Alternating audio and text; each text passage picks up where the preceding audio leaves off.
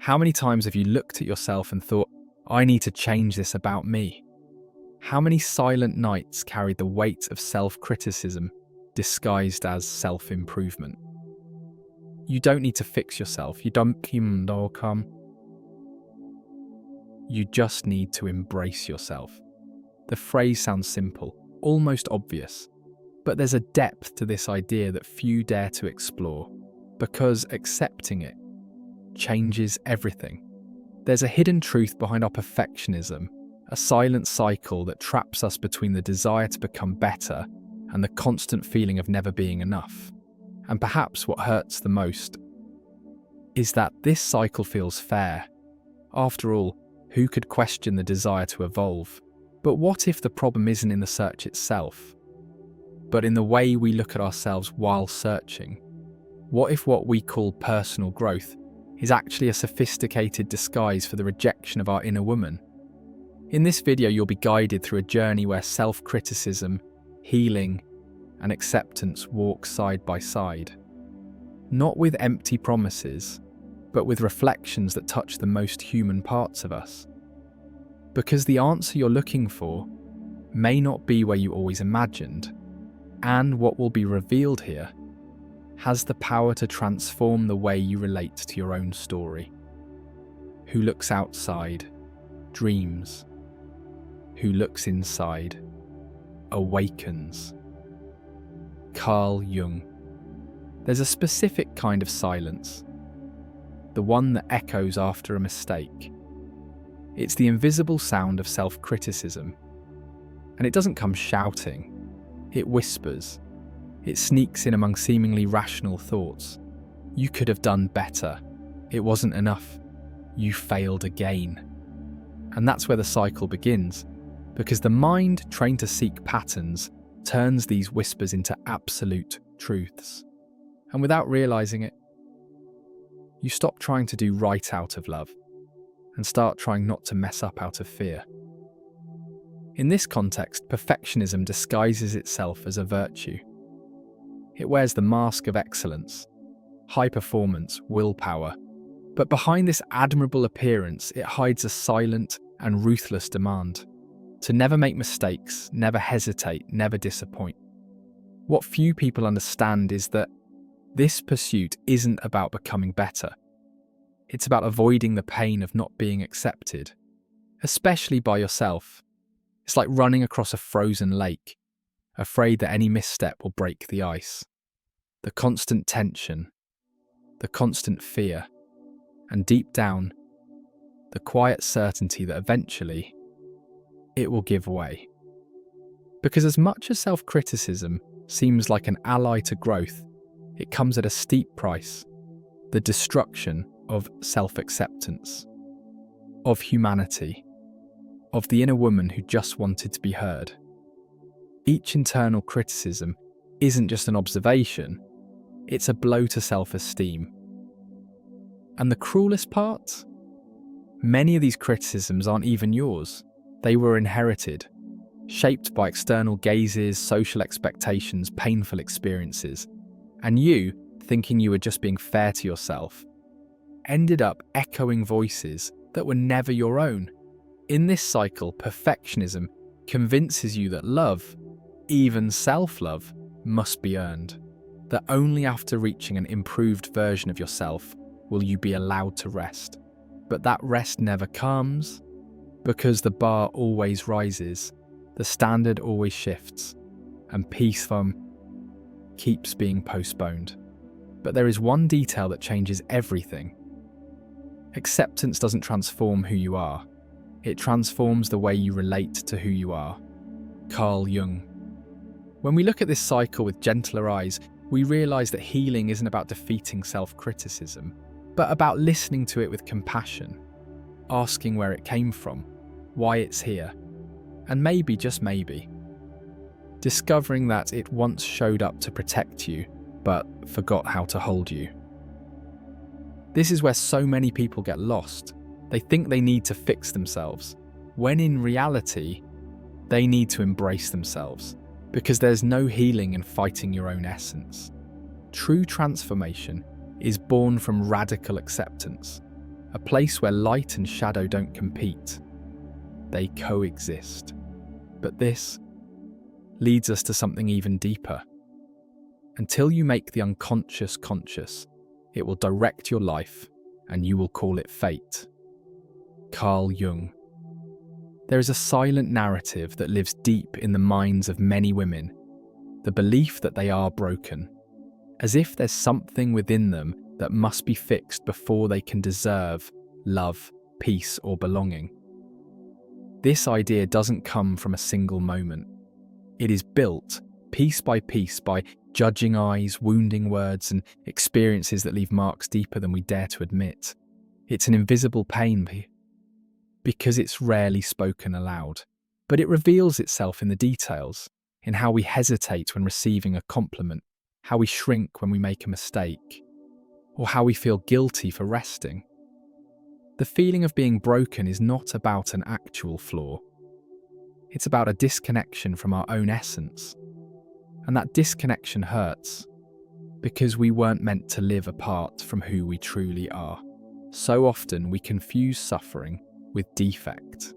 We think that because we carry scars, we are no longer whole. But there's a vital difference between being wounded and being broken. The first requires care. The second, a denial of our very human nature. Because what does it even mean to be broken, if not a judgment based on an unreachable ideal of perfection? What few people realize is that this feeling of inadequacy doesn't come from within. It is placed upon us by society, by comparisons, by unrealistic standards that turn authenticity into a mistake. And the more we try to mold ourselves to fit those expectations, the more we drift away from the inner woman. The one who always knew that imperfection is part of being human. That inner woman, often silenced by self-criticism, doesn't need fixing. She needs space to feel, to make mistakes, to cry, and still be worthy of love. Because it's not the absence of pain that makes us whole. It's the ability to hold that pain with compassion. When you say I'm broken, what you're really expressing is the pain of not being seen in your wholeness. But hear this, your pain does not invalidate who you are. It reveals how deeply you cared, how deeply you felt, how fully you lived. And that doesn't break you, it shapes you. And then something is revealed. Maybe there was never anything wrong with you. Maybe the mistake was believing that your sensitivity was weakness, that your scars were flaws. But are we ready to accept this? The path of radical acceptance begins right here. What you deny submits you. What you accept transforms you. Carl Jung. Radical acceptance is not a destination. It is a return to the home within yourself. But that home for a long time has been occupied by external voices, by demands, by comparisons, by self-criticisms disguised as absolute truths. And in all that noise, we forgot what it feels like to listen to our deepest voice. The one that whispers, not shouts. The one that doesn't ask for change, but for presence. To radically accept is not to give up. It is not an invitation to settle, but an open door to compassion. It's when you stop fighting yourself and begin to look inward with tender eyes. Because true healing is born from the understanding that you don't need to become someone else to be loved. You just need to allow yourself to be who you already are. But what most people don't realize is acceptance is scary. Because accepting yourself with both light and shadow means letting go of the illusions that gave us a false sense of control. It means removing the masks. It means looking in the mirror and seeing not an idealized version, but a real woman, with flaws, stories, curves, and fears, and all of that still worthy. The path of radical acceptance is silent. It doesn't require grand declarations. It asks for small acts of self-love. like saying no without guilt, like resting without needing to explain, like looking in the mirror and not searching for flaws, like refusing to measure your worth by your productivity, like simply breathing and allowing yourself to just be. This kind of acceptance doesn't come from outside. No external validation can plant it within you. It blossoms when you decide deep inside that you're tired of hurting yourself in pursuit of an unreachable ideal. When you realise that the perfection you've been chasing was never yours to begin with, and that your true power has always been in your vulnerability, that's when something begins to shift. The inner woman begins to awaken, not as a fragile figure to be reshaped, but as an ancestral force that only asks for space to exist. And when she rises, you begin to understand that you no longer need to chase who you think you should be, because being you, here and now, is already enough.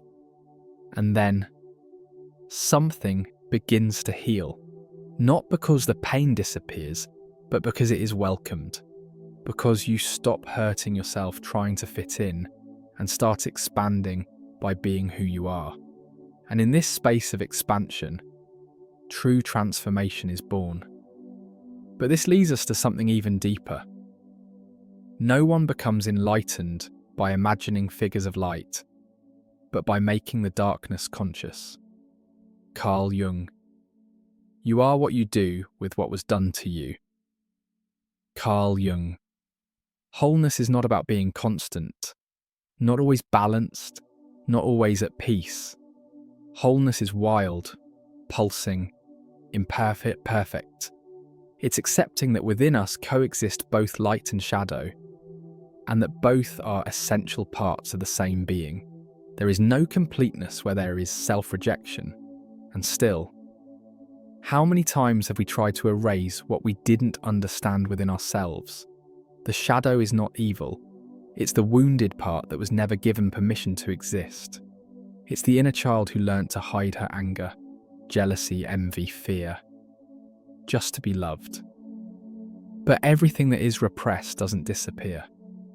It only hides. It waits. And eventually it surfaces, often in the worst way. What few understand is that embracing the shadow doesn't mean surrendering to it. It means taking responsibility for who we are. As a whole, it means saying, I see you, and even so, I love you. Because as long as we deny the shadow, it will continue to dominate us from behind the scenes. But once we make it conscious, it no longer controls us.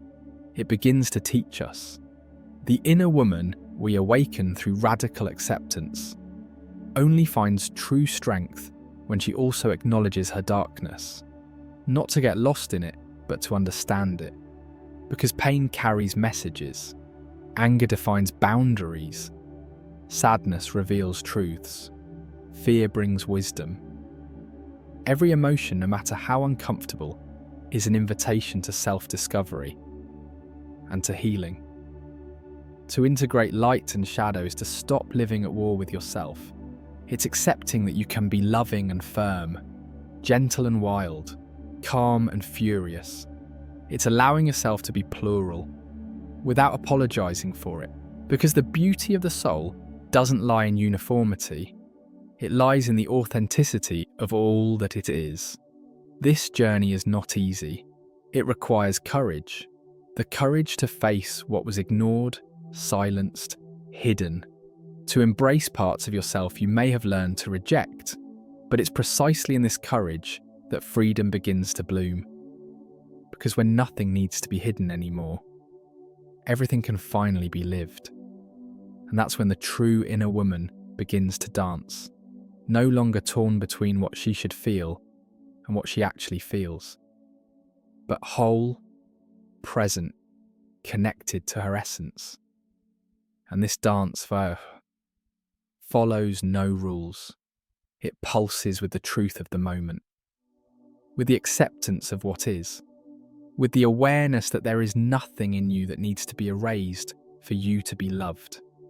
And then everything starts to make sense. But there is still a more sacred space within this journey, something that goes beyond even the idea of acceptance. The meeting with oneself is, above all, a meeting with one's own shadow. Carl Jung. Self-love is not a catchy phrase. It's not a checklist of beauty rituals. It is a quiet and often painful process. Because before we can love who we are, we must know who we are. And that includes everything we've avoided seeing. True self-love begins at the exact point where we stop comparing ourselves. When we let go of the search for external validation and look inward, willing to see and to feel the truth. What no one tells you is that loving yourself is, above all, an act of courage. Because it's easier to follow the rules, meet expectations, mold yourself to an image. What's truly hard is staying whole in the face of pressure. What's hard is loving yourself when you feel broken. What's hard is embracing yourself in the chaos. But that's where self-love reveals itself. Not as perfection, but as presence. It doesn't shout. It doesn't demand. It whispers steadily, "You are enough." And that whisper must be repeated day after day until it becomes an inner truth. Because self-love is built, not found. It's cultivated through small choices, in the boundaries you learn to set, in the no's you learn to say without guilt, in the arms you learn to wrap around yourself when the world doesn't understand. This love is not narcissism. It's not inflated ego. It is the deep acceptance that you are human, that you make mistakes, that you feel, that you change. It's looking at yourself with the same tenderness you would offer a frightened child. It's welcoming your vulnerability with compassion and realizing that being vulnerable doesn't make you weak. It makes you real. The inner woman, when touched by this kind of love, begins to bloom, not because she became perfect, but because she finally felt safe to be who she is. And in that state of emotional safety, healing happens. Perfectionism loses its grip. Self-criticism turns into listening. Pain becomes learning. And the heart becomes home. To love yourself in the end is to remember who you were before the world told you who you should be. It's a reunion, a reconnection. It's rewriting, with your own hands, the story that once was narrated by wounds, and realizing that, despite everything, you were never not whole. In the end, the answer was always there, waiting patiently for you. And now that you've found it again, perhaps only one question remains. And then, everything makes sense. You spent so much time trying to fix yourself that you forgot to hold yourself. You tried to fit into molds that were never yours. You tried to meet expectations that never honored your essence. But now you see. It was never about changing who you are. It was about remembering who you were before you forgot. All the self-criticism, all the perfectionism, they were just layers of protection. Mechanisms your mind built to survive in a world that didn't know how to hold you. But you're not living in that time anymore. Now, you get to choose differently. In the end, the woman you tried so hard to improve only needed to be heard. She was never broken. She was simply waiting to be seen with the eyes of the heart, with acceptance, with tenderness, with truth. And when you look at yourself with those eyes, something shifts. Rigidity gives way to movement, pressure gives way to compassion, shame gives way to understanding. Because finally you realize, true self-love is not about reaching an ideal version of yourself. It's about embracing, without reservation, who you are in this exact moment. But are we truly ready to accept that? Because accepting that is revolutionary. It's telling the world and yourself that you are enough. Not because you met a standard, but because you exist, because you feel, because you live. And that is miracle enough. The journey you've taken here wasn't about learning something new. It was about remembering what, deep down, you already knew. That you don't need to fix yourself to be worthy. That you don't need to erase your flaws to be loved. That your true power lies in embracing yourself, whole, imperfect, light, and shadow. You are not broken, you are alive, and to live is to constantly rebuild. Not because something is missing in you, but because life moves in cycles, in waves, in transformations, and every part of you, even the one you've hidden, has a role in this dance.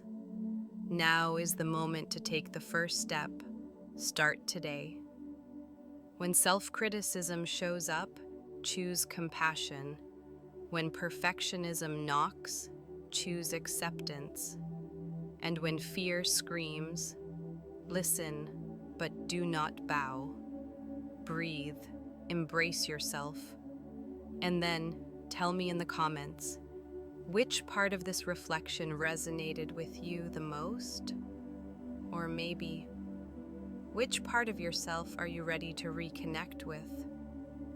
Your voice matters. Your experience might inspire others. And together we can create a healing space, a home for women who, like you, are remembering they were never broken. And if you want to continue this journey, watch the video suggested above. It might take you even deeper into this path of self-awareness and reconnection. I'll see you in the next video.